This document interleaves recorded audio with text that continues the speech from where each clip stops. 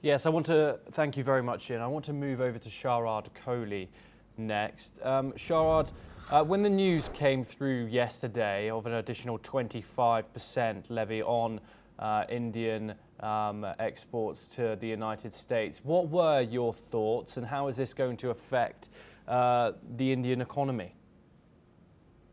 Well, greetings to you and NewsX World viewers. I think this is a self-destructive move because it's going to harm the American economy more than anything else. We have to keep in mind this is going to fuel inflation in America. See, there are only two ways to deal with this. One, you can set up factories overnight in America, start manufacturing stuff, which is not possible. The cost of manufacturing in America is very, very high. He forced Tim Cook yesterday to make investment of $100 billion, and he's asked him to commit another probably $500 billion. But little does he know that the cost of iPhone in America is going to be about $3,000 as compared to $1,200, $1,100 when it comes from China and India. So I'm very surprised because what he's up to. But I agree with Jim that, I think Prime Minister, his repeated rant of 30 times that I sorted out the war between India and Pakistan. And India paid no heed to this. Indian government repeatedly clarified that no third party had a role to play there. A call was made from Pakistan and we agreed because we had achieved the objectives that we wanted out of the war and we decided to cease fire. But somehow President Trump just goes on and on about it that he wants the Nobel Peace Prize.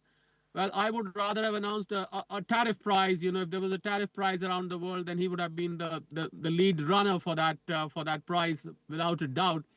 But I think someone has to give him the peace prize for things to be coming at peace as far as the tariff war is concerned. Not everything can be sorted out by tariff. And the American economy at this point of time, Thomas, is not doing too well. The cost of living has gone high. Small businesses are closing down. New jobs are not being created. A few days ago, the BLS chief, Erica, poor thing came under fire when she announced that 73,000 jobs have been created as compared to last July when more than 250,000 jobs were created. So she was fired out of her job. Can I just say something? Can I just interrupt? Donald Trump's point of view is that India is funding the Russian war machine in buying Russian oil, and that is why that he has imposed an extra 25% on Indian goods. And then, of course, he cites the trade deficit that India has with the United States. What would you say to Donald Trump supporters saying that this is justified? This is hypocrisy. Last year, that is 2024, Thomas, America by itself imported $3 billion of goods from Russia. And if you want me to name these goods, I can name them as well.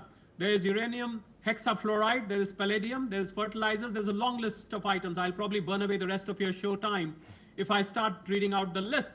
And the NATO allies, they have imported oil worth 67 billion euros. So what kind of hypocrisy is this? And when President Trump was asked a couple of days ago that did America buy goods from Russia, he said, I'm sorry, I don't know. I'll have to find it out. What is this going on? I mean, he doesn't know what his own country is doing and he wants to meddle with other countries.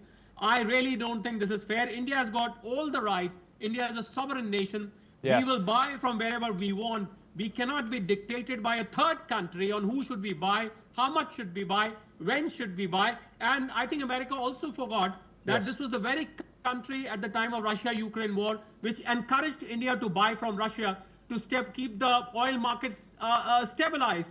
Because there was pressure on Middle East to buy oil from there. So we were fine to buy, and they gave us cheaper as well. Well, we have all the rights in the world to probably buy from wherever we want, Thomas. Yes, Sharad Kohli, thank you very much. You are staying with us, and we will continue to bring you all updates in regards to that developing story. However, we move on to another related development. President Donald Trump said that he will impose a 100% tariff on computer chips.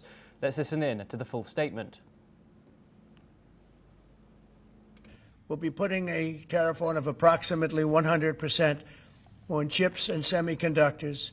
But if you're building in the United States of America, there's no charge, even though you're building and you're not producing yet in terms of the big numbers of jobs and all of the things that you're building. If you're building, there will be no charge. So I just want everyone to know that. And I didn't even tell you that inside. We discussed the concept. but I didn't. So it's a big factor. So 100% tariff on all chips and semiconductors coming into the United States. But if you've made a commitment to build, or if you're in the process of building, as many are, there is no tariff. During the COVID-19 pandemic, a shortage of computer chips increased the price of autos and contributed to an overall uptick in inflation. Demand for computer chips has been climbing worldwide, with sales increasing by 19.6% in the year ended in June, according to the World Semiconductor Trade Statistics Organization. We're once again joined by Sharad Kohli to discuss this further. Sharad, why is Donald Trump targeting this industry in particular, and who or which countries are most likely to be affected? Well, I think he knows very well that semiconductor chips are needed for the electronic products, from mobile phones to laptops to everything. He wants them to be manufactured in his own country. Little does he know that this is a very highly skilled task, to make a semiconductor chip. $40 per hour is the cost of skilled labor, Thomas, of doing this task in America. At that cost, the semiconductor chips would not be viable to be manufactured in America. He wants to levy 100% because he doesn't want them to be imported from other countries. And these countries include Korea. India is becoming a big semiconductor player because there have been multiple factories which were inaugurated last year. So we're going to see the first production coming on very, very soon. And of course, China is there, South Korea is there, India is there, Taiwan, we all know. So he's trying to target these countries because he wants all these chips to be manufactured in America, which is, I think he's living in a make-believe world. I'm sorry to say that, because this cannot be done overnight. Setting up a semiconductor chip plant can easily take 2.5 to 3 years, and it's a very, very capital-intensive process. And it's going to be very expensive to make them in America. Well, if he levies, he's going to self-harm. This will be a self-destructive move, Thomas, is all I would say. Yes, Sharad Kohli, thank you very much.